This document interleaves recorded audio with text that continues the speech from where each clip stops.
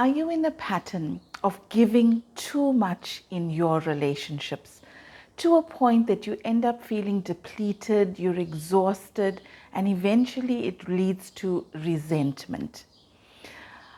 In this video, I'm going to show you that your next relationship does not have to follow the same pattern. I'm Naidoo, and for the last 20 years, I've been helping clients like you to find love and create epic relationships. So when I ask my clients that are feeling that kind of resentment because they're just giving so much and they're not getting anything back in return, why do they do this? And most of the time, they say to me, that's just who I am. I'm a loving person. I'm a giving person. Or they're saying, I don't know how to say no. And I don't know how to ask for what it is I really want. So to understand how we end up with these patterns, we have to look at how we start these relationships. So when you identify yourself as someone that is just so loving and giving, then when you meet a new person, you start giving too much too early. So if they say, I just love chicken vindaloo, you invite them over and you're preparing this grand meal for them. Or if they're saying, I'm just so busy, I haven't had a chance to buy my mama her birthday gift. So you say, oh, don't worry, I can do that. And you rush out and you do that for them. So you over investing up front. And what we do as time goes by is we conditioning our partner that we are the one that just gives and gives and gives. We're always there. We're always supportive. We will always get things done for them. And they are now being conditioned to receive, right? So I'm just here and I'm getting all this done for me and it feels wonderful. So why would they ever want to change that pattern, right? But as the relationship goes on, then responsibilities increase. So if you get to the point where you get married or you're moving in together, there's more responsibilities. And if you take on those additional responsibilities, you're going to find that pressure starting to build. Later on, you may decide to have kids, and then there's even more responsibilities, right? And at that point, you start becoming quite overwhelmed. So you start complaining. And it falls on deaf ears because you've conditioned your partner to simply receive, right? They're used to you taking care of it all. And when the complaints don't work, you start maybe demanding. And now they accuse you of not being the person they fell in love with, not doing the things you used to do for them, right? Not understanding that your responsibilities are increasing to a point that you actually cannot humanly handle that any longer. All right? And the unfortunate thing is at that point, the resentment sets in and most of these relationships end at that point.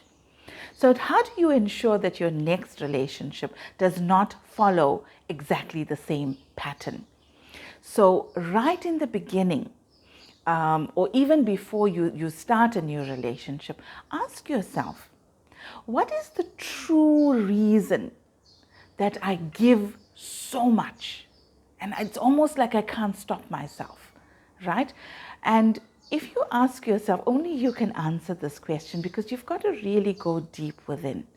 And most of the time I find that it's because there isn't a sense of worthiness, or, I'm not worthy or I'm not enough.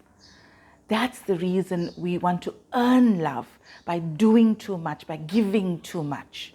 All right. So if this is you, if this speaks to you, I've done a series of videos on self-love. There's 4 videos. I'll send a link at the end of this one so that if this is you, you can take a deep dive there and get to that point where you know your worth and you fall in love with yourself. Right? Because when we enter the world and we project this feeling of self-love, the people that come into our lives will reflect that love back to us.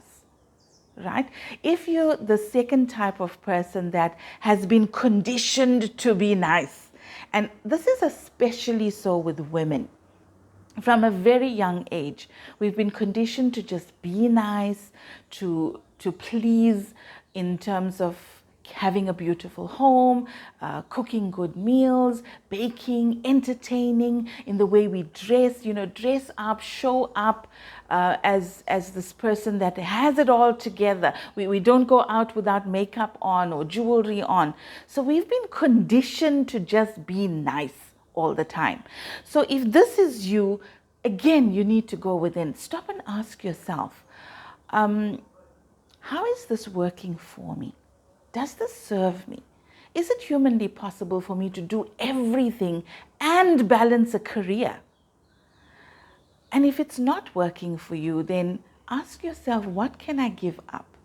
Where can I bring in more balance? Where can I really take care of me first?